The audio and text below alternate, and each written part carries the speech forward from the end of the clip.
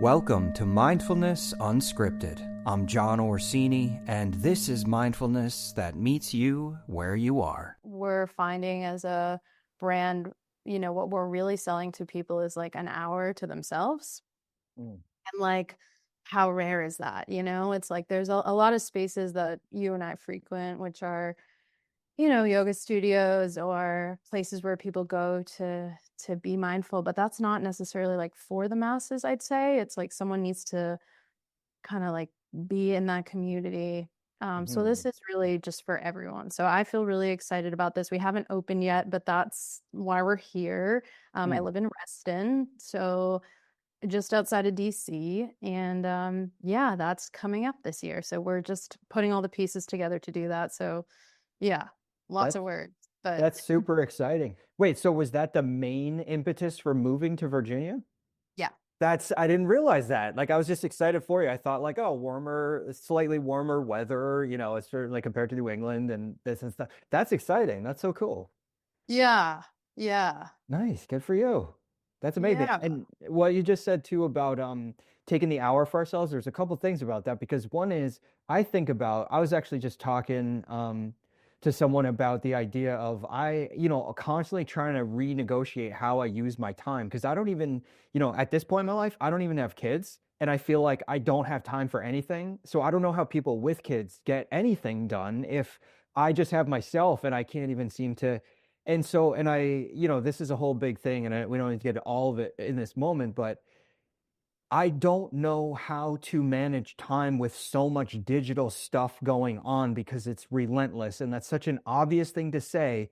But what I think it comes down to, and that I'm getting at, is I saw this comedian do a bit about um, people didn't used to talk about mindfulness so much because before we had certainly smartphones, but even just cell phones, but certainly smartphones, you would be sitting on a bus just like watching the dew drip down the window, I think was one of the pieces of the bit. He's like, he's like, the last time I went to the bathroom and didn't just stare at my phone the whole time or whatever. Like that was his whole joke. And so the thing, he's like, mindfulness was just a default because you'd be standing in line somewhere and you would just have to look at stuff and notice things. And of course, Right. now every free moment is filled with digital stuff, whether it's mindless scrolling or very active, necessary sifting through emails or whatever. And so, anyways, it just resonated very strongly when you said just taking an hour for yourself because you actually have to Yeah. schedule mindful time or schedule downtime because there's no time to just like look at stuff anymore unless we choose to do it. For sure. Yeah. And it's such an important topic. And, I think like it's funny because people look to, yoga teachers, meditation teachers, breath work, and they're like, you have it figured out, but like we're really just part of that world too. And even, being a business owner and like having kind of a business in the wellness space, it's like this constant battle between like, you're existing in a capitalist world and we need to be readily answering emails and, maybe Instagrams, right? And like, Mhm. and then that's a whole other can of worms because it's like you have the one side of it, but then how to not get pulled into the scroll and the doom scroll. Mhm. So I think it is important to just realize that that's the situation and then yeah, like schedule your time, schedule your class. Like I myself, like as much as I want to have an immaculate at home practice and meditate every day for X amount of time and then do my yoga asana, like I still need to go to class. I still need to Mhm. listen to guided meditation. Like I know myself and I think like the easier we make it for ourselves to do that, if that involves a schedule, if that involves creating more friction. Like I forget the app that I downloaded, but someone told me about it.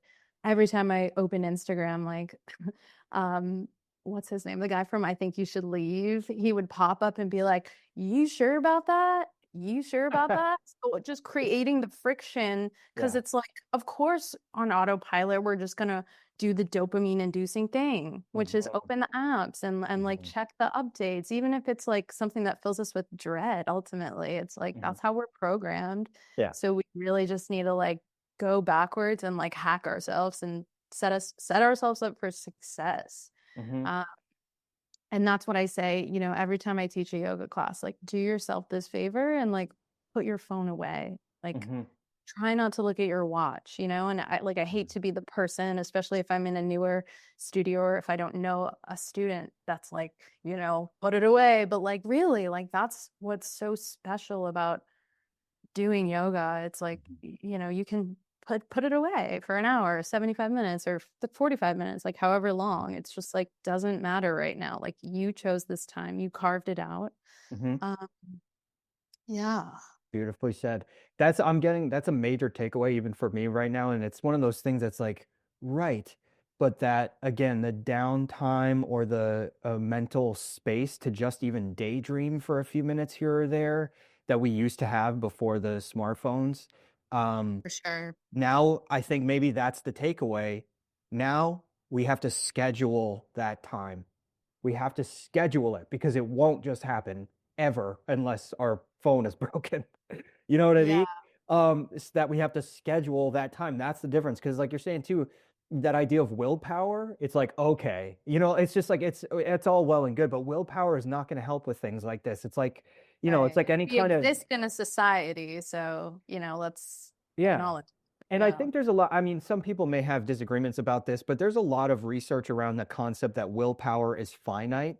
So that's why if you have something really intense to do, to just tackle it first thing in the morning is your best bet. Because by the time it gets to the end of the day, like you're more likely to eat French fries. You're more likely to do, you know what I mean? Do whatever because the willpower has sort of like depleted throughout the day. for sure. Like that always made sense to me. And whether that's concrete or not, I don't know. I'm not a psychologist or whatever that would like try to argue that, but it seems to make good sense to me. And so the idea that we're going to be able to constantly resist this addictive technology that is designed by addiction experts to be as addictive as possible, that somehow we're going to manage that with willpower. So it's cool that app that you mentioned. And Yeah. then, and then the one other thing is you mentioned watches. So for the past, I don't know why, but especially this past year, because it was before that too, but especially this past year, I have noticed anytime I can remember before a session starts, I'm like, if you have an Apple Watch on, take it off. Take off your smartwatch, not to call out any smartwatch, take off your smartwatch because how many times, and like me with the type of breath work that I do primarily, it's not like we try some stuff, then we talk, we try some stuff when we talk. I do some of that, but mostly what I do is like we start with an intention and then we go in. We go Mhm. in to the Yeah. process. We don't come in and out and in and out. We go into the process. So if that watch buzzes on your wrist, you're out. You just got pulled out Right. and you ruined your own experience. You ruined your own hour, or the notification did. But it's like, take off the smartwatch. Like we needed that in addition to the phone itself. You know what I mean? It's like, come on. So Yeah. Yeah. it's a lot. Yeah. No, and that's what I loved about also when we did our rewilding back in Hmm. the summer. We were just like, no phones, no devices. I mean, even for what was it, 2 full days or less Hmm. than that. Hmm. Just yeah, that act of like intentional space. But Yeah. I do think it's important, and you touch on like willpower and doing it first thing in the morning. It's like sometimes we wake up and we got a bad night's sleep and the blue light's right there and it's like, oh, like, okay.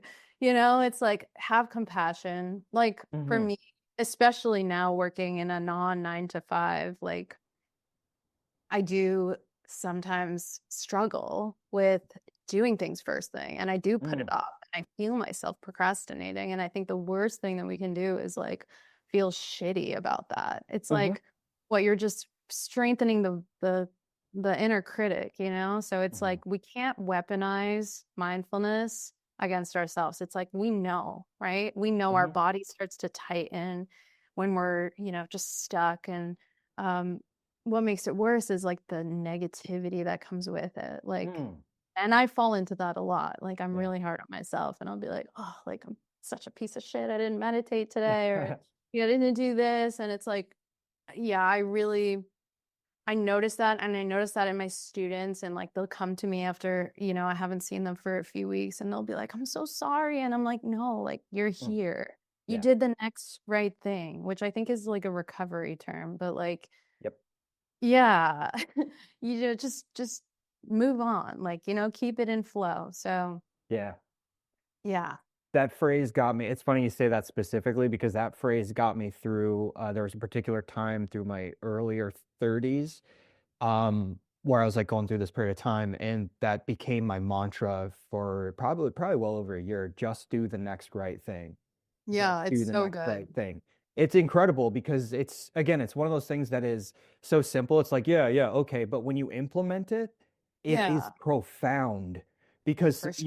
you'll be sitting somewhere thinking about what am I doing with my life, or like these huge questions that are essentially unanswerable in the macro, but when you take it down to the micro, you're like, all right, what's the next right thing? And it might be brush your teeth. You know what I mean? Yeah, Like it might be like put the phone away and go for a walk. And right. it's like one foot in front of the other, and then that, I don't know why it makes me think of this right now, but there's this beautiful Rumi quote: when you start to walk on the way appears. Yeah. Sometimes, especially when we're anxious or nervous or there's something going on, we're trying to look 10 miles ahead. And Yeah.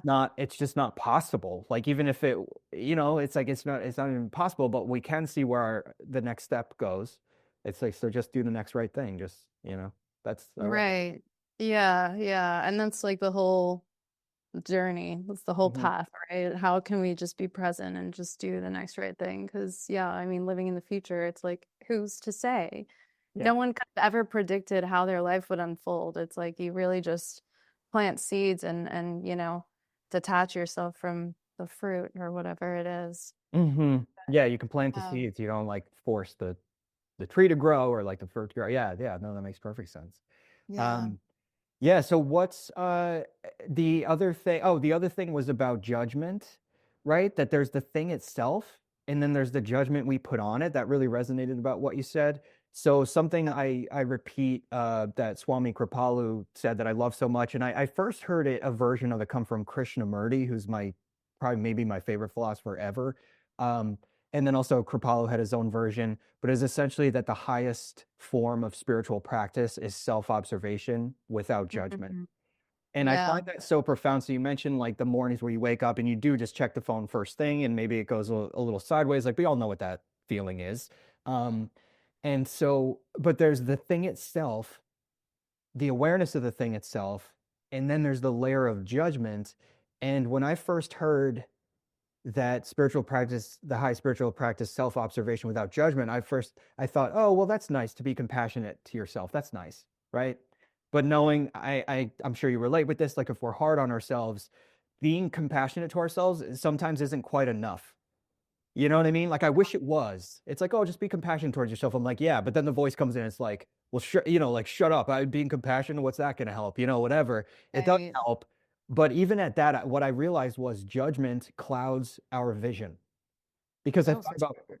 I thought about like, wait a minute, if I don't even think about myself for a second, and I think about how this applies to other things, if I'm judging somebody, that's not fair. And it's not just not fair because it's mean or it's whatever. Judging someone is not fair because it's not clear. It's not reality. Yeah. You're making a judgment based on something that you don't actually know for sure, or like it's clouding your vision, it's clouding your clarity.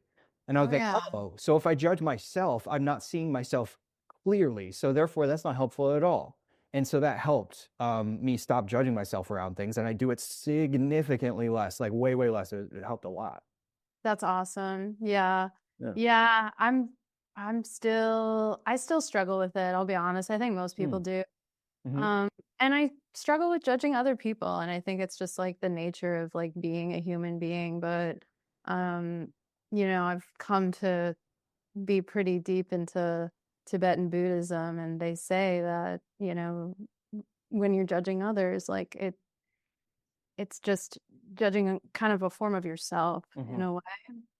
Yeah. And like that judgment will return. So it's like anytime I feel judged, it's like, okay, well, when did I kind of like perpetuate that, And it's like you really like see these people that just sort of like float around and they're kind of like on this different seemingly plane. And it's like you've never heard them say a bad thing about someone else. Like do you know those people that it's like you try to like you're probably not like this, but like, I'm a millennial woman that like was in a sorority, and like a lot of times when you're amongst other women, the default is to start like talking about this person and that person, and like it's hard to like 'cause and I mean, it's a whole culture, it's reality Mm, TV, it's like to kind of, like, separate that from, like, I don't know, just, like, being wicked and, like, talking shit for the fun of it, for the sport of it. It's like, mm, okay, like, that judgment of someone else comes from a judgment of myself, right? Because unless mm. I intimately understood this thing that I'm judging, I wouldn't have such a strong feeling towards it, which Right. is a really hard one to, like, wrap your head around. It's like, how could this thing that creates such an aversion in me be coming from me? But it's like you relate to it in some way in your head, and that's been the biggest thing for me and a really big challenge, especially when you find yourselves like, I don't know, with your college friends or your family or, whoever. It's like how to not get back into that Mm. mode. That's super interesting. So as a point of reflection, okay, I've obviously never been in a sorority. I went to college. I went to a college that didn't really have much like Greek life or whatever. Yeah. But what I will say is from the very few people that I know that I'm aware of that are in sororities, that is legit. What you just said, like there's a Yeah. cultural thing. There's like a I don't mean to speak out of turn because I've never been in one, but just reflecting about what you're saying, the very few people that I know that were in sororities, it sounds like there's a lot of like mean. Well, it's just girls. Like I hate to say it. I mean, not everyone, but like it's kind of like how we grow up. We're raised like even in this country and society to like kind of Mm, like pin ourselves against each other. Like I mean, of course men have that too, but it's yes. very very common in women and like of course like any sorority, any group, sports too. Like Mm, it's just a culture thing that we all like you tend to bond about like things that you hate together. And it's like how mm, to get out of that and, find common interests. And that's for me, like, that's how I'm trying to, of course, I love my friends and I love my college experience and I wouldn't mm, change it for the world. I mean, I don't know, there's a few things I would change, but, it's like I'm so grateful and I have like lifelong friends and they mm, teach me things. But as an adult, in these spaces of yoga and healing and really just trying to be a better, happier person when it all comes down to it, it's like my new thing is like trying to find commonalities rather mm, than, things that we both are passionate about. Like, for example, you coming into my life, it's mhm, like from day one, it's like, we just vibed mhm, versus like, we hate this person and that's the thing that brings us together. So, mhm, or, anything, whatever it is. And that I yeah. think is just so important. And I'm in outside of DC right now. So Mhm. there's so much divisiveness and tension and stress. And there's a lot of government, workers around here and they're just like fighting for their lives every day, which it's tough, so it's Mm. like how much can we really just come together and form community around things that are positive. I'm so with you on that. And when I say, again, I don't know that sororities are mean. No, I it's just heard some okay. things that You don't have to sounded mean. apologize. No, no. Yeah, I just had heard some things that sound really mean, like the hazing. And I want to tie it to Yeah. everything you just said culturally. The hazing that some people have told me about in sororities, like, because there's certainly hazing in men's stuff. Like, I played hockey in high school. There was like, Yeah. but it was like, I was lucky. Like, it was like good-hearted and it was, it was like, it wasn't traumatic. It was like a way to bond in a kind of a funny sort of Right. way. But, um, yeah, but so what you're saying about having coming together over a mutual hate or a mutual dislike or something like that, Or like not how? even that, but like, just some it's like in any sort of group where there's some sort of exclusivity, right? Yeah, It's like an us and them, yeah, So maybe it's not a hate. Maybe we're not actively like, I hate this person, but like there's always an encouragement of a rivalry or, yeah. you know, Well, because difference. when you Yeah. talk, like if you're whether it's like saying crap about other people or another group of people or whatever, people bond over that. So what I'm getting at is I'm not picking on sororities anymore or frats or Mhm. whatever. What I'm getting at is Yeah. the Stoic philosophers talk about that a lot, and they say Yeah. if you stop complaining you're gonna lose friends because Yeah. they're like most people bond. So in the bigger picture, most people bond, or a lot of people can bond over complaining, or a lot of people can bond over negativity. And the Stoics would be like, stop complaining and see what happens. And they're like, don't be upset when people start falling out of your life because most people bond over negativity. So how can you become a person who bonds over positivity, even if that means you see an opportunity to bond with someone, but you don't take the bait to do something negative in order to bond around it? That's Yeah, it's huge. really the easy way out, honestly. Like it's Yeah. so easy. It's just like so easy to have a common enemy. Yeah. Um, but yeah, yeah. And then it also reminds me of just, and of course this goes hand in hand with fraternities and sororities, is like, when you stop drinking, right? Hmm. Which I haven't drank since 2023. So it's like that is also a big thing. It's like Hmm. when you stop drinking and there's like kind of a mixed reaction from your peers, and it's like a good gauge of like, Hmm. were we really friends? Like just because I stopped drinking, it's like we can't, I don't know, be friends anymore. Yeah. So It's tricky. yeah, It's interesting, and it's and also it's a road to nobody wants to feel like a loner. So that's a yeah, big thing in terms of what we're talking about with groups and the micro and the macro. It's very uncomfortable to be a loner, and when you think about it from like a primal place, if you got cast out of the tribe, you're dead. Like you're gonna get right, eaten by a lion in the woods, you're gonna get attacked by another tribe. So we are hardwired to belong to the group, and it takes a yeah, lot. It takes a lot of awareness. It takes a lot of what is it, like moral courage or something? I don't know how you put yeah, it exactly, to be able to stand outside the group by standing in your truth, which your truth might be that you don't drink. I'm like I could connect without that, or that your truth might be I'm going to try to connect over positivity. I'm not going to play into the negativity, and know that when you do that, just to repeat it, when you do that, you're going to lose people, and yeah, that's uncomfortable and that sucks. And it might make it seem like, oh, so it's right for me to always be complaining. It's right for me to always be um, like misery loves company kind of thing or whatever. But it's like, if you could keep your feet on the ground and just say, I'm going to stand in my truth, and I'm going to stand in, optimism and forward momentum and whatever form that is. Anyways, that's a big deal. I didn't think that would come up. That's a big one. yeah. No, I mean, it's good, and it's like it's. I mean, I think I don't know. There's some rare people out there, but I feel like a lot of people grow up, and Um, for me, like adolescence was pretty challenging and just trying to like fit in, like I'm from the Northeast, I'm from Boston, and um biracial, like I'm Filipino and white, and growing up majority around like Irish and Italian people, and I heavily relate to that in some sense, and I'll always Mm. be from Boston, but like you try to conform, like you try to kind of like erase the differences, and Mm.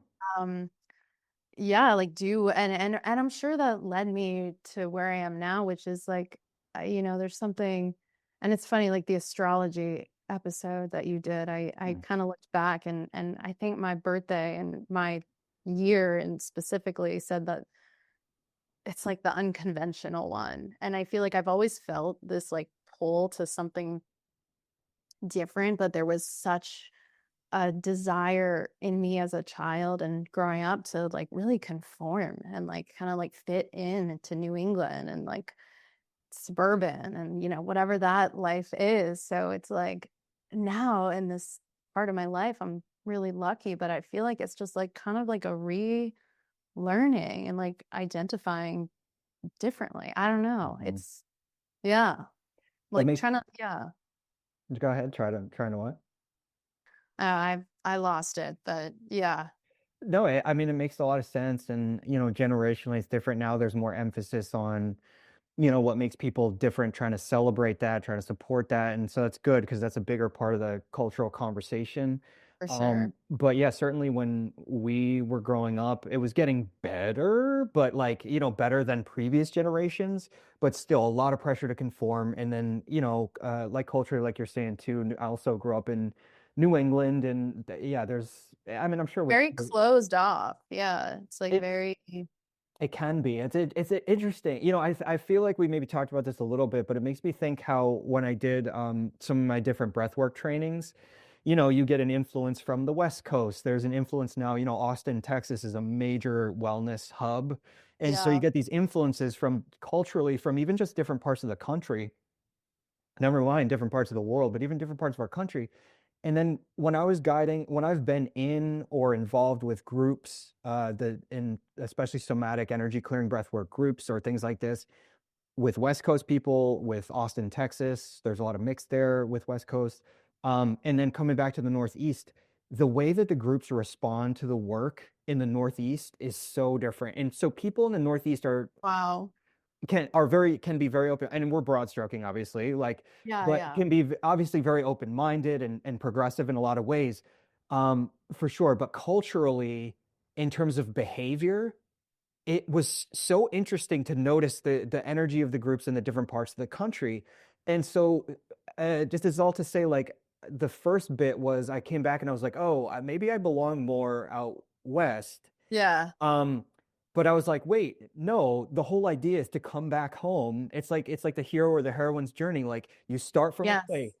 you go around the whole freaking world to arrive back home and see it clearly for the first time. And it's like I want to serve my community wherever I end up and at any given time. I just always want to serve the community, and like there's Yeah. a new community in Virginia. And but the idea is like, well, everybody needs healing. Everybody needs connection. And if there are places where people are a little more held back in their willingness to open up from their heart space, but they want to, everybody's craving that. So if like people like you and I can walk into the room and say, even if it's vulnerable, here's what I'm about, and I want to open my heart, and here's an invitation for you to do the same. As much as you're comfortable, here's the invitation. Like, if we can be those people, again, it's vulnerable. Some people are just like, what the hell is this? But Yeah. some people seem like they're like, what the hell is this? But they are desperate for it. And they're just so grateful that people are willing to walk in the room almost like as a sacrificial lamb to be Yeah. to It pay does the feel way. like that. Yeah, you know what I'm saying? As it does. Yeah, that's so beautiful that you said that. And yeah, I mean, like, obviously New England has such a special place in my heart, but you go to these other parts of the world or even the country and you're like, oh, why isn't everyone, like this Yeah. warm and happy? But it's like, it's what we're familiar with. But yeah, it is like brave. And I mean, I know you have your acting background. Like for me, like I never, prior to teaching yoga, really enjoyed like speaking publicly or Mm, anything. So now, like, after so much repetition, and I pretty much, yeah, through brute force, like, came into where I am, and there's that, feel the fear and do it anyway. Even to this day, sometimes I get a little nervous, like mm, teaching and whatnot, but it's like, okay, like I'm gonna remove myself and my insecurities from this and just hope that I can, shine my light and let other people shine theirs. Like mm, I have that as kind of like a mantra in my head, like this is my purpose. Like I'm gonna show people that they are like, sorry, I don't have a better word because this is what I say to myself. Like there's an angel mm, in all of us, and like it's there. So it's like that's my purpose, right? Is to unlock that mm, so that they see that, so that they recognize that, that good nature within them. mm, So it's hard and it's hard. And I think that I don't know why my whole life and especially, now I feel like I've sometimes elicited like a strong reaction from people. And so like, you're subject to criticism too.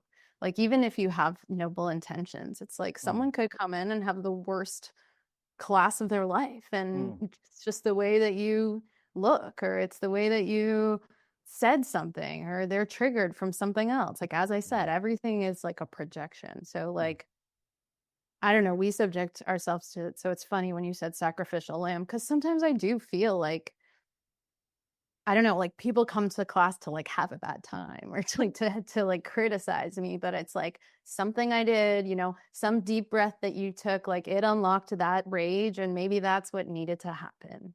And mm. I will be the person that's, at the end of that. So it really is quite like not it's not thankless. I get a ton of thank yous. But when you get like so many people that are like, that was great, that was an amazing, but then you get like wind whispers of like someone that's like, oh, like that was awful. And you just like remember and you like cling on to the negative thing that someone said. Mm. Critic Yeah. math. You ever hear that critic's math? 1,000 compliments plus one negative reaction equals one negative reaction. Yeah, You know what yeah. I mean? It's so That's funny. true. There were several things. I hope I can remember them all. Several things that just came up in that resonated really strongly. Um, One is, well, so first of all, you're such an incredible teacher and guide, and that's why I wanted to talk to you on. I was so excited to talk to you on here, because there was a particular meditation you did at the rewilding retreat we did together that's still memorable to this day. It was incredible, and then your sound bath was incredible, and the yoga is amazing. Like you're an incredible guide. You Thanks, know, that's I'm John. so glad you're my friend. I mean, it's just like this is what I love about this space and to be able to talk to you more here because like objectively. I'm not just saying that because I know you. I'm like, this is why I'm so happy to know you're incredible. Um, the other thing is you mentioned acting, which is interesting because I've been realizing this more and more in lately, and it's one of those things where I'm like, huh, you know what's interesting as an actor? Like, yeah, you're in front of people all the time, and there's that critical Yeah. mass thing comes into it because you'll do a show, for instance, and it'll be universally well received, and then somehow you catch wind of this one review that's like Yeah. polar opposite. You know, everyone like universally well received show. You could feel it when you're on the stage, like audiences are responding, everything's going well. And then there's this one review from something over there that's just like, oh, that guy's an idiot and everybody sucks. And you're just like, and if you catch wind of that, you're just like, what the hell is this? And then Yeah. but ultimately, again, like a lot of these things are not about us. And I remember Right. just a long story short here, there was one particular session because a lot of stuff, as you know, in the somatic breath work, it brings up a For lot of sure. stuff, Yeah. a lot. And Yeah. sometimes stuff that's so deeply repressed in our unconscious mind that when it starts to bubble up, it could be very uncomfortable and it could feel, again, depending on a person's level of self-awareness or this or that, rather than recognizing it's coming up from like a past experience from a decade ago, all they recognize is they might feel something that's uncomfortable or unfamiliar. And then every now and then, depending on a person's level of awareness, they may say, you did that. Yeah. You did that. Right. Yeah. Because the modality calls it up. And so, long story short, again, I was in this session. A woman had an uncomfortable experience, and I was talking about it with her. And I love when this stuff comes up, by the way, because that's what this work is about to bring up discomfort. And we could talk more about that. Um, Not because it's cool to feel discomfort, but when it's bringing it up, it means it's finally allowing it to process instead of having Yeah. stuck in the body and living there. So it's really For helpful when it sure. comes up so it could process.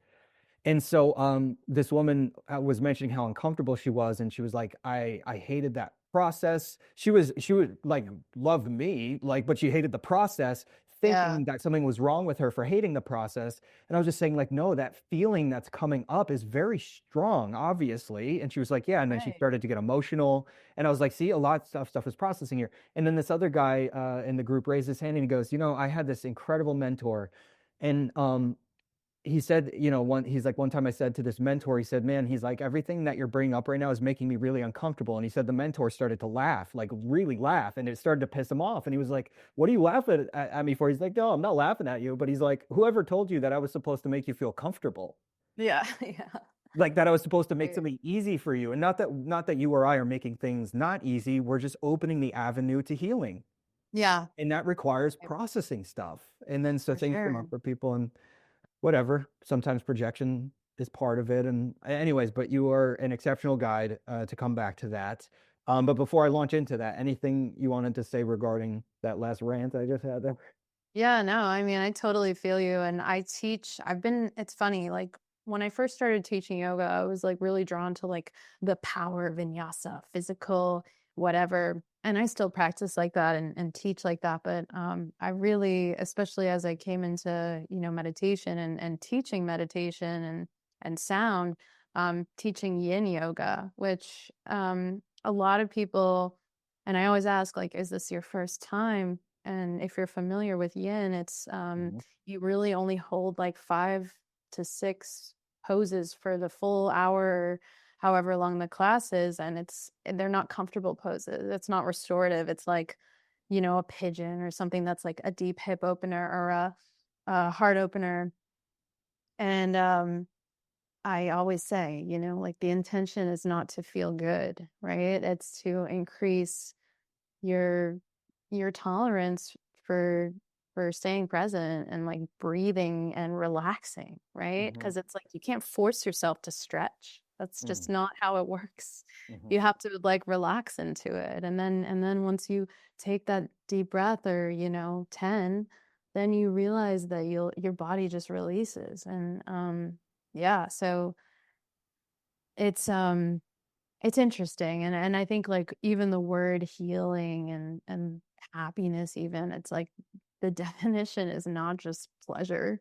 It's Mm. not just to feel good, it's to feel the full scope, like, it's to feel everything and, like, to Yeah. be able to, sit with that, and it's like yeah, so Yeah.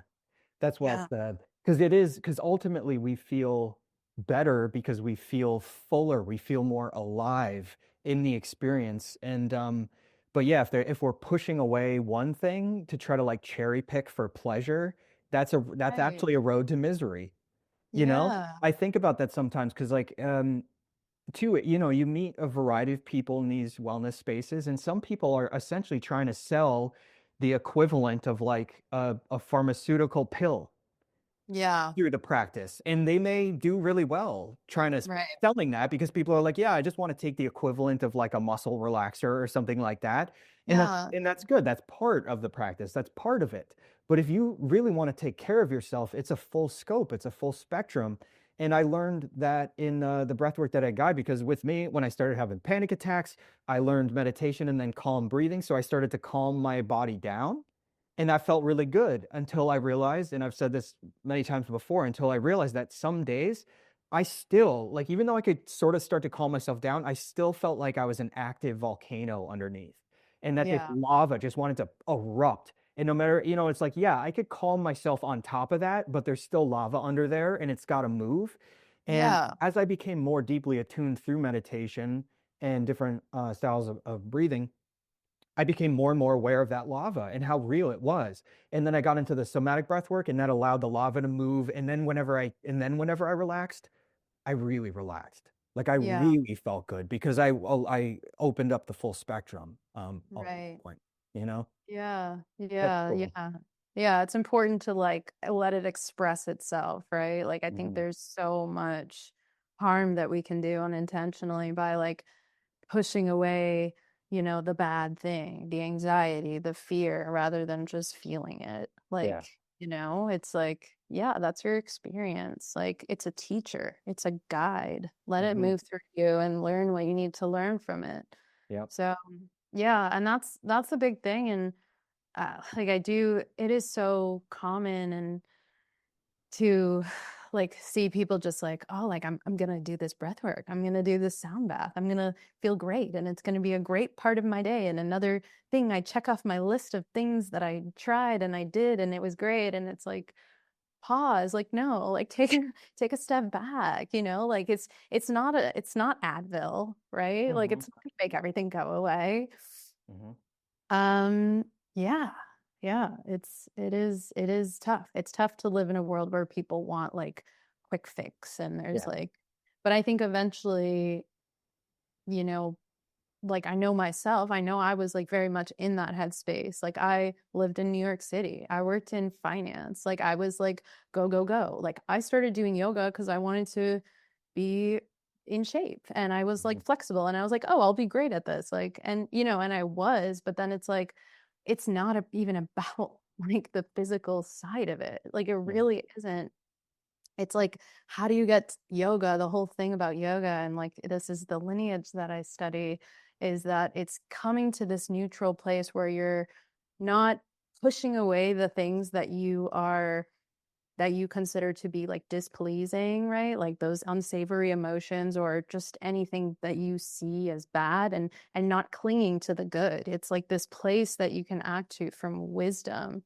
And Mhm. it's like how do we reach that? And we all, catch glimpses of it and maybe it's through your maybe people find it through running or sports or maybe like a non-spiritual type of path, but it's like important to find the way that you can access that flow state.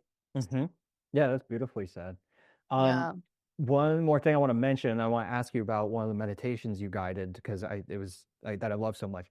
The one other thing I thought that was interesting about you mentioning acting was this idea that actors are comfortable speaking in front of people, which ironically is not true. Not true at all. Really? Yeah, I mean, some may be, some may not be, but what is really interesting in terms of like going from an actor, like in sometime, I was doing plays, it's like 1,500 people a night. I think one of the theaters is Oh maybe yeah. closer to 1,700. That's a lot of people to be in front of. That's insane. Yeah, Yeah. I can imagine. but you're not talking to them as yourself. Yeah. See what I mean? So Yeah. what's been so interesting about stepping into this space, and especially when it comes to this podcast or sharing things, like even just making videos for content to try to like help people in their journeys or say, hey, this worked for me, maybe it'll work for you. Like I used to have panic attacks. If you do, this helped me not have panic attacks. That's me talking as Yeah. me from me. And I am revealing in pretty much the most direct way my authentic, fullest self. Whereas an actor, if you're really good, you are revealing your deepest, most authentic self, but it's under the guise of a character. It's under the guise of a Yeah. story. So it's very Yeah. therapeutic because, like, if you don't let yourself feel anger in your life, but your character flips out about something, that could be you channeling your genuine anger because that's what makes you a good actor because it's coming from your Right. soul. Yeah. But you don't have the responsibility because it's not really you. Right. It's not your story. So you Yep. don't not necessarily vulnerable in that way. Yes. And so it's Yeah. extremely vulnerable in one sense, but you're exactly right. But it's not vulnerable because it's just not you. So that's why I think it's very therapeutic for a lot of people, whether they're professional actors or they just like even do a class or something. It's incredibly therapeutic. Bessel van der Kolk in Body Keeps the Score even talks about it in ways that I was like, whoa, that's probably why I've been doing it for so long. It's like it's incredibly therapeutic, but it's so different when Wow. you're teaching and guiding. It's you. It's straight up. Yeah. Me talking to you right now. This is us talking like Right. from the Yeah. rawest, realest place. Oh, and then the one other thing is Nelson Mandela. And he said, when you have the courage to let your own light shine, I'm paraphrasing to some degree, but when you have the courage to let your own light shine, you unconsciously give others permission to do the same. Yeah. Yeah. Yeah. That's exactly it. That's put that on the wall. You know so Yeah. many quotes, by the way. Like you're just like an encyclopedia. You're like, by the way, it's great. It's great. I aspire to be like you in that regard. I'm still Yeah. like, screenshotting on my phone, like pulling them up during Yeah. Shavasana. Like, what's that one say? Well, But thanks. But that's why I had to just be like, I have to get this in before we talk about your meditation because I yeah, knew I had counted out on my fingers. I was like, it was something like I had like 5 bullet points from things that you said that I was like resonating, resonating, resonating, resonating. I yeah, had the bullet points. I was like, I had to go back through the Rolodex in my head yeah. and like get them each out. And Yeah, no, that was that one's good. That one's I good. That's like my ethos, honestly, the Nelson Mandela one. Because it's like, Mhm.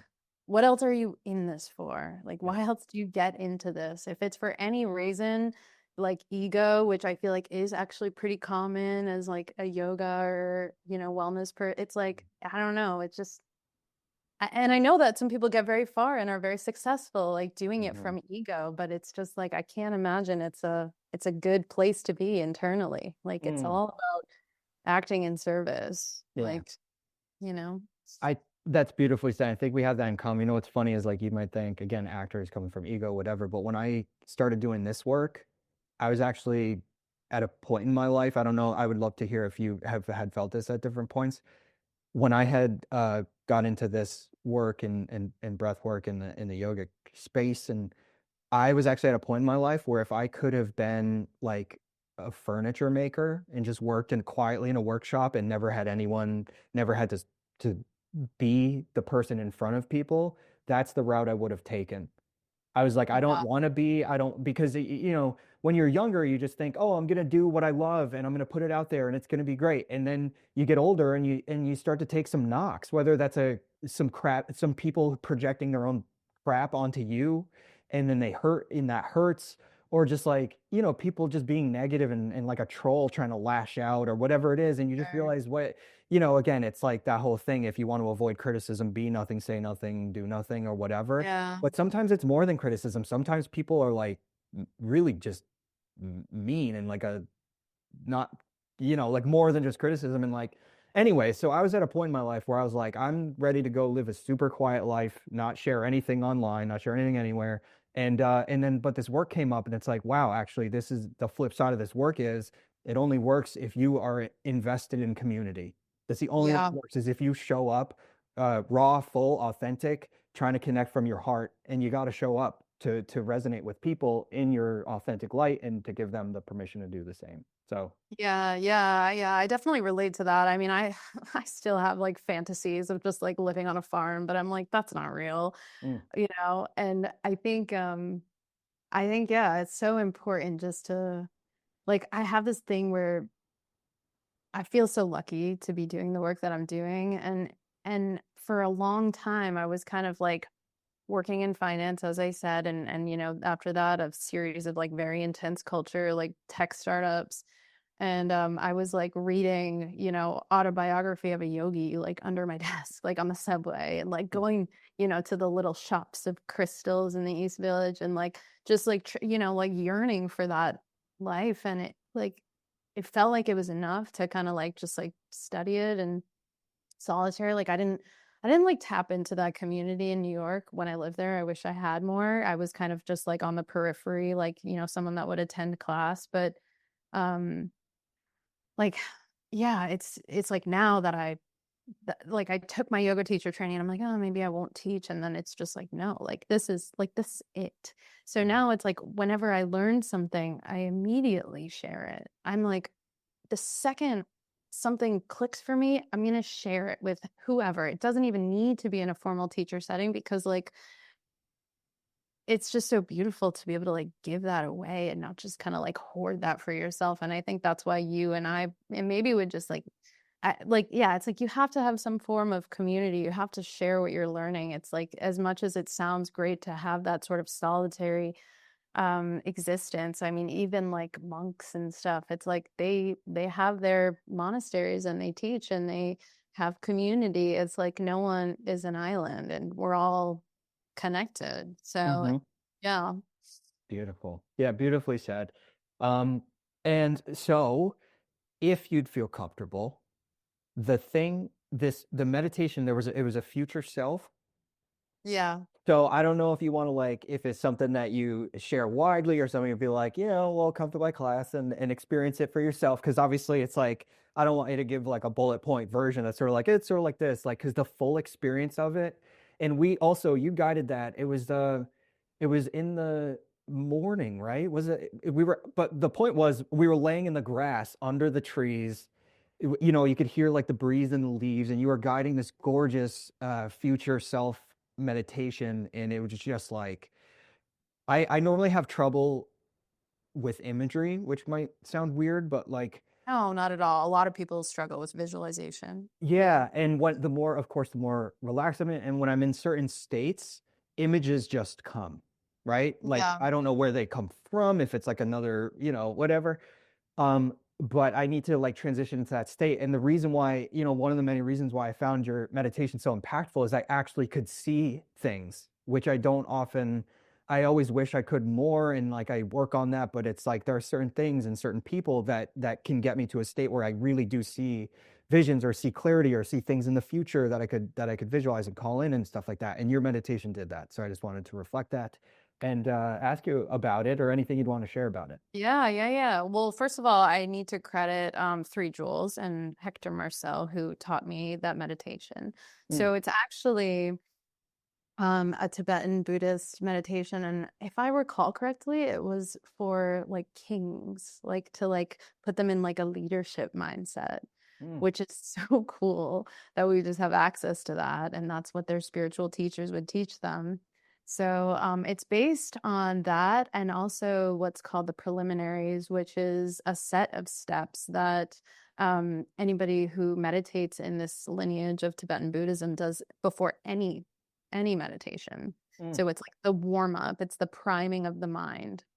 So yeah, it's basically in more or less words, you kind of settle into the body, right? That's the first step in any meditation to get comfortable. And I think, you know, I always will walk people through you know, relax the shoulders, relax the face, some sort of body scan, just so you feel embodied, because a lot of times we're entering meditation from this disembodied state. And it helps to be in nature, right? I remember we were like in this clearing and, you know, it was the sun was rising. Of course, that helps. But again, that's something that you can only access when you are embodied, because you can be in a beautiful place and be miserable. Mhm. So anyway, yeah, so you set the stage, get into, your body, and then the point is that you get the body so comfortable that you then leave the body. You Mhm. park the body and you move into the mind. And from there, you visualize what I cued as like your paradise. So that's like taking refuge, right, in the mind. And for some people, it can be really vivid. It can be like, someplace they've been, or like someplace that they've only seen, or maybe it's some place that's familiar, someplace that conjures up like feelings of home or safety or whatever, like a place that's just conducive to the perfect meditation, right? So you visualize that. And then from there, you basically call in your future self. So I always prep people before I got this meditation. Think about what that person is, you know, who are they? What do they look like? Get like, have a fantasy about it. Like, what are their qualities? Like, what do they have that you're striving for? Is it like a fearlessness? Is it a fierce loving presence? Like, whatever that is. And oftentimes, I'll tie it to like, what are you struggling with right now? Is it like, I don't know, anxiety or worry? Like, what would it feel like to have no anxiety? Like, what would it feel like really? So try to talk them through like just understanding this idealized version of themselves. Mm. And then the point is really to kind of sit and mentally like commune with that person and talk to them and borrow their wisdom for however long your meditation seat is. And the traditional steps are like, and this is where, it can be kind of tied into religion. There's like a purification step, which, purification, confession. It's like, okay, I'm going to share something with you that's like been weighing on me. Maybe I acted this way. And in sharing it with someone, it's like you allow yourself to be seen in that way. And there's no guilt behind it. It's like, I'm sharing this with you so I can be free from it and move forward with the wisdom that will do the next right thing. And then from there, there's an opportunity to share on the flip side something that you would like to celebrate. So like something that you feel good about, right? Because it's the universal experience that you don't feel good about the good things that happen. Like it's that, 1,000 good compliments to the one negative thing. It's like, no, let me feel good about Mm. everything that I've been doing, despite my circumstances, despite my challenges. Like I've been killing it, just like give yourself the time to indulge in that and share it with your future self. And then the next thing is just like having a conversation, it's like, what would they say? What would you ask them? And just think about that. Mm. And yeah, that's kind of it. And then at the end, like it's dissolving the idea of a distinction between you and them. And I feel like you cued something similarly the first time I did breath work with you. And it's funny because you actually inspired the way that I teach, about like, this thing that you really want, and like realize that you already have it, right? Mm. Like that's the whole thing. And the whole thing about this is like, we don't need to reach externally. We don't need to find something outside of us to make us this. We don't need to even go to India, like it's great to honor the lineage, but we don't need to travel. We don't need to achieve a certain financial status. We don't need to have, anything really. It's just within you. And in that meditation, it's just getting a glimpse of that. And Mm. so collapsing the mental distance between yourself as you perceive you now, and you as this highest version of yourself, and just trying it on, just trying that on. How does it feel to be that person? And the more you put yourself in the mental state of this highest version of yourself, the more you become that. Mm. And yeah, that's kind of the gist. That's incredible. Yeah. So All I can say, so that was, thank you for laying that out because all I knew is when I came away from that, like I said, the visuals, the imagery, which for me personally, just especially was like, how did that come through? And then of course with those image with the imagery is the feelings, is like the percolation of the vibration of this future self or this like higher state of being.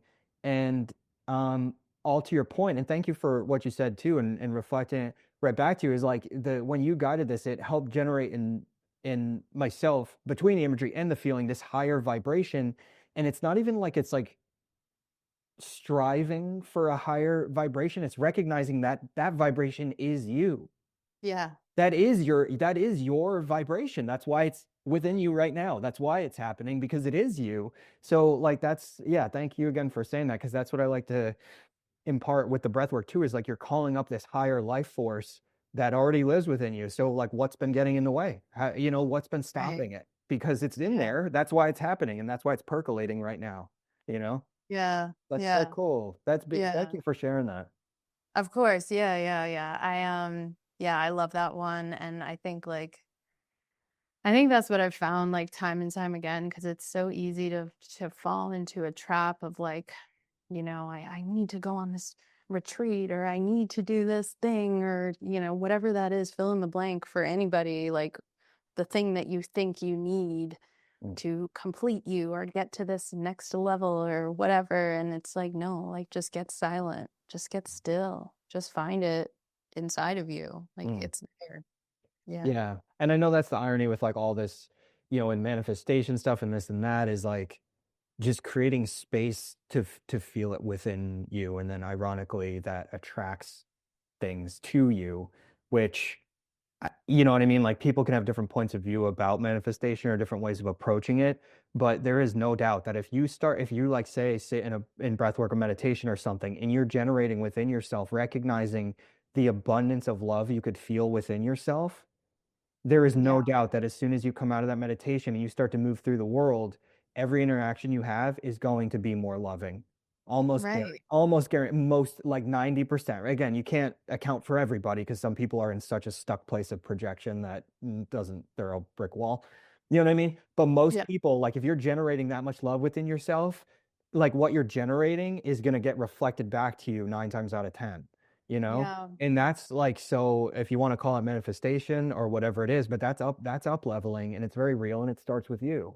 So I that's, believe it. I believe it wholeheartedly. I mhm, always say like I started meditating, as I think most people do, like in a really low point in my 20s, and hated my job. And there was like this little meditation studio by my work, and they were doing a 75-day challenge. And I'm like, I love a challenge. hmm, Sign me up.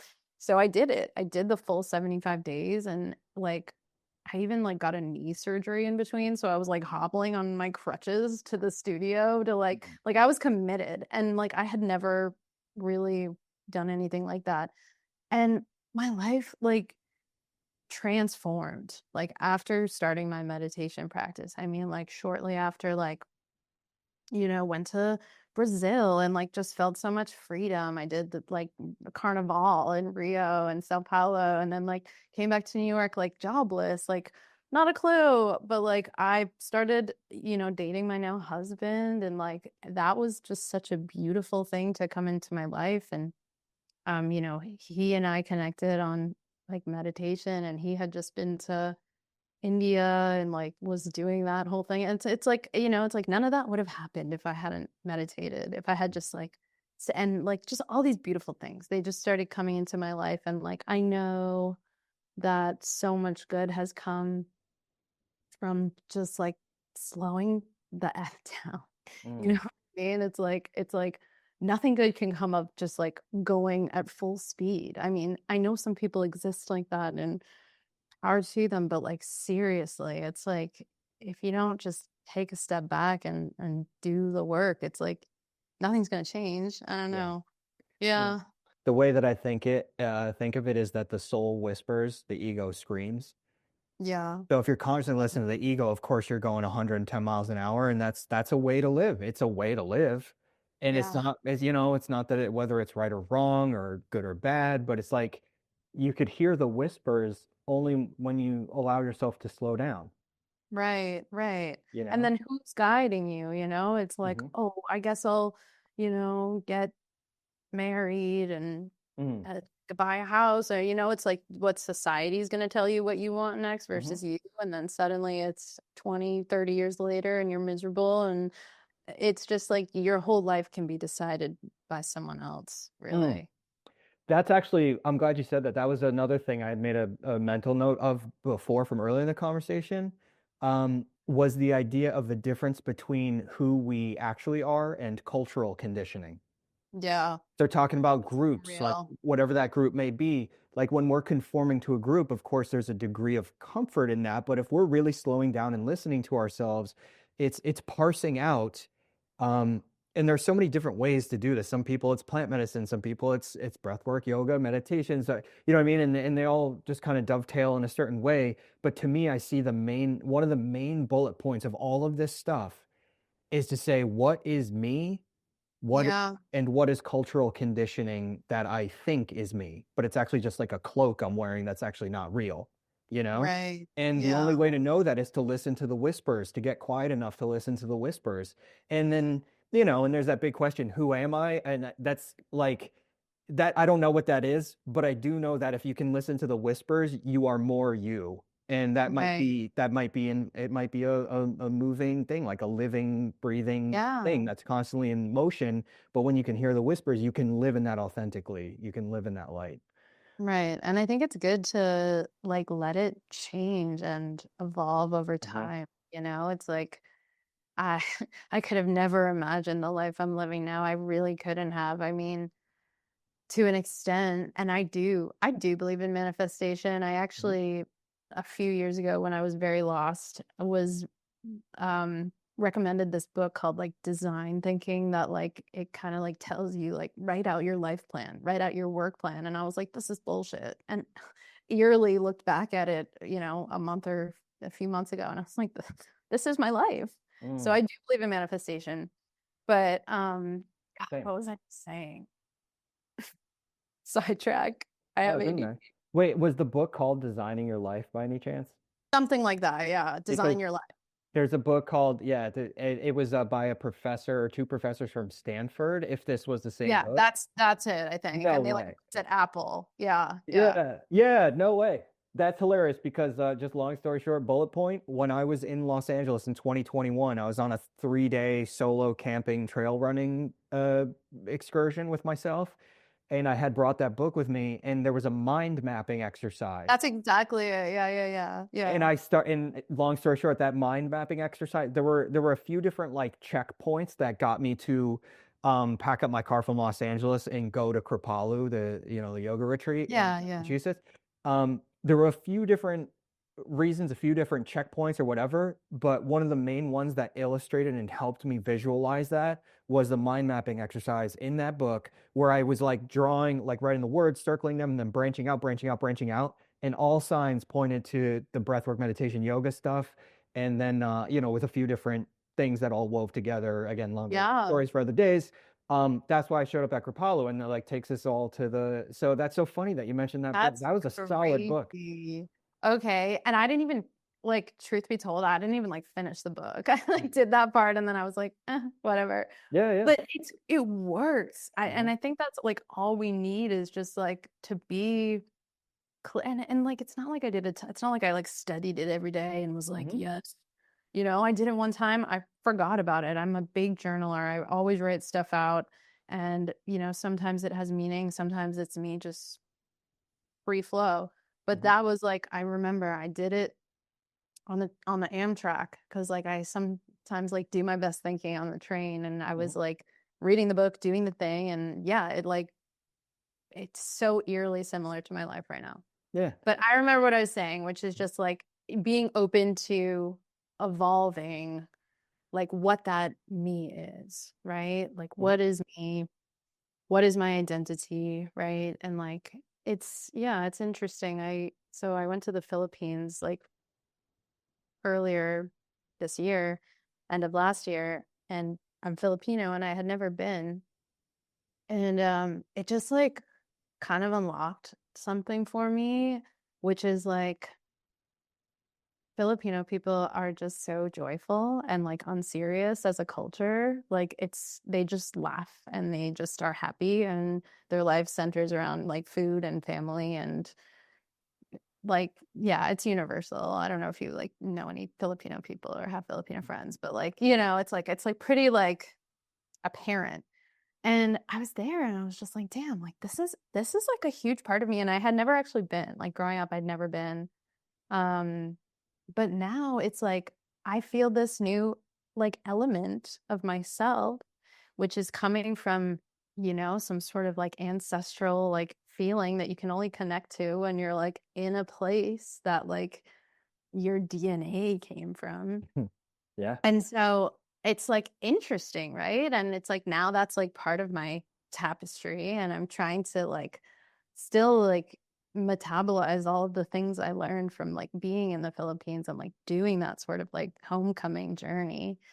So it's yeah, and it's like, I'm 32. It's like I'm still discovering parts of me. And I think that's like we should just be open at any Mhm. point in time to learn more and to be willing to shift, Yeah. right? Because it's like Mhm. you can't get rigid. It's like imagine if we were all stuck in our, you know, 25-year-old vision of a perfect life. Like God, that would be awful, right? It's Mm. like how to constantly change and reiterate and integrate what you're learning. So That's yeah. that's beautifully said. Yeah, that's it. That's it. That's why it's like who am I think is that stream, that constant stream of getting quiet enough to again hear the whispers.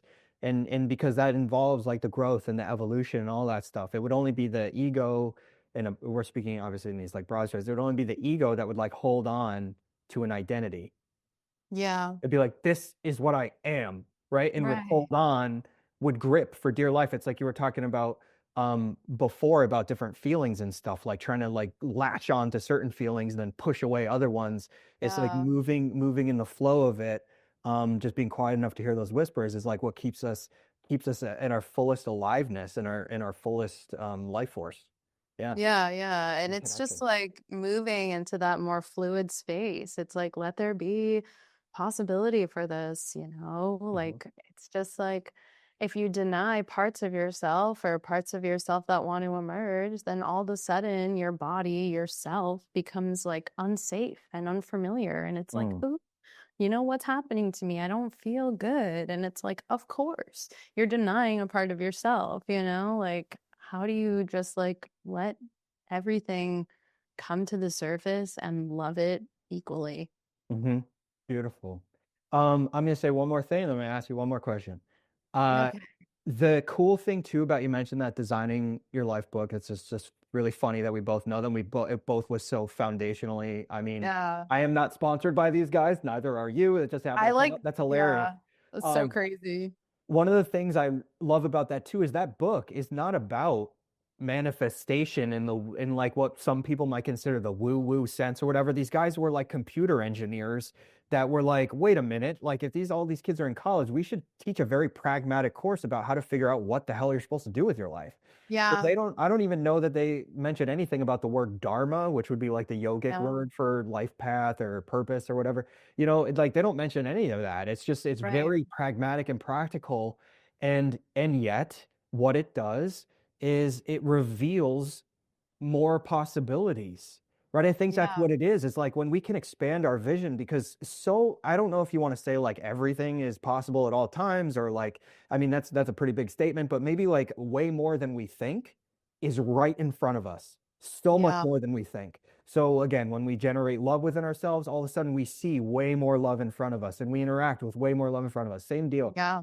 And so what I love about that book is just how practical it is and how it changed both of our lives in a Yeah. way that you would call manifestation. But what it did was reveal more possibilities. Right. Right. Yeah. I think that's so true. And like, yeah, it's like dharma doesn't need to come from, the Dalai Lama. It can come Mm, from like your mom. Like, it's mm, like everything is a teacher. It's like the Ram Dass. I'm gonna try and be like you and say a quote, but like everyone is the guru if you're know how to listen or whatever, mm. Yes, So I probably butchered that. But perfect. yeah. That's my whole thing, and that's also me stepping into like this purpose now is I'm not just doing like in yoga studio sessions, I'm doing even tomorrow I'm doing sound and yoga for a law firm, Mm. and like who better, like, I used to work in like high rises and be miserable, and like it's like no, we have to bring it into every single space, Yeah. so it's not just reserved for the yogis, like, Mm. like this is for everybody. That's why, Yeah. like, and even to call it yoga, and it's like, even when I say yoga, it's like you have an image, but like you do yoga too. Like pranayama is one of the 8 limbs of yoga. So Hmm. like you could say I'm a yoga teacher, but it's like there's so many images of that as like a girl in spandex. But it's Hmm. like, no, like yoga is this, and Hmm. yoga is this, and yoga is design thinking. And like, anyway, Yeah, yeah. beautiful. If you, I would love to do, when I've done corporate sessions, I genuinely love it because I love talking with people. In some cases have a ton of experience with it, but in many cases have no idea what it is or no experience with it, and sometimes are even skeptical. I love working with people, just be like, here's how this is real. Like, here's how Yeah. this is, here's how this again will help you become more a better mother, a better father, a better partner, better at your job, 'cause Yeah, like meditation, breath work can clear some space and make you more effective at your job. So I love working with people like that. And I'm for always sure. looking for more avenues. So that's cool. You're doing a law firm. I would love to, anytime I meet someone who like works for some company, I'm just like, let me know if you want me to come to your company. Cause I love doing those sessions. Yeah, Back yeah. to your point. I love getting into those spaces because like it's so funny. I remember like how kind of like really miserable I was like working in that world. And now I get to like, it's like you said, a homecoming, like back to Boston. Like I get to like return to Mhm. those corporate spaces and bring healing. So Beautiful. it's so cool. But yeah, like it's really just you do have to sterilize it a bit, like, like you can't go full off like like it's like, okay, here's the science and here's Mm. why and Hmm. this is the result, and put it in like these very like, smart, like measurable type of outcomes. But hey, if it gets the attention and if it gets them to come back, then eventually like it's like the science, brings you in, but then it's the feeling that makes you stay. Yeah, that's beautifully said. And I love doing that. I love talking about the science of it because again, with the panic Me attacks, too. my whole Yeah. interest was like, how does the CO2 work and what is it going to do? Oh, that's Right. how I'll get, so that helped me so much. So that's why I love to communicate it too. For And sure. you just said that perfectly. It's like the science brings you in and then the feeling is just like, oh, you can feel it in real time. And so beautiful.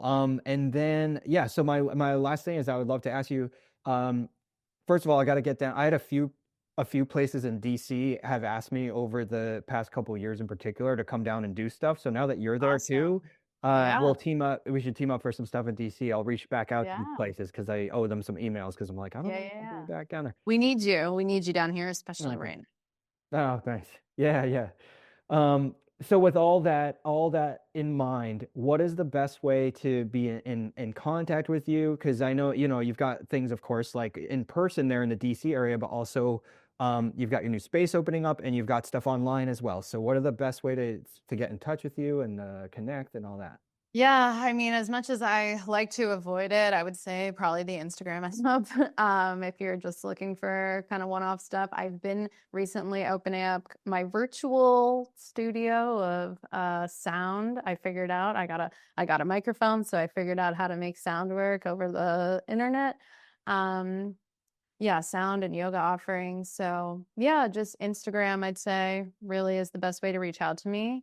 Mm. I will be opening up a sweat house in Reston. So if you're in the area or yeah, curious about it around here, I mean, they're actually popping up all over the country. So that's an experience that will be broadly available to people soon. Um, yeah, Beautiful. Instagram. Yeah. And what's the handle for Instagram? Oh, it's Natalie Serrano, but the O is a zero. So Nice. Natalie Serrano. There, perfect. Yeah. Awesome. Well, thank you so much, Allie. It was awesome Thank you, talking to John. you. Thank you for joining Mindfulness Unscripted. You could reach out anytime at jonorsini.com, JONORSINI, on Instagram at Jon Orsini, on YouTube at Mindfulness Unscripted, and on Spotify. We'll see you next time.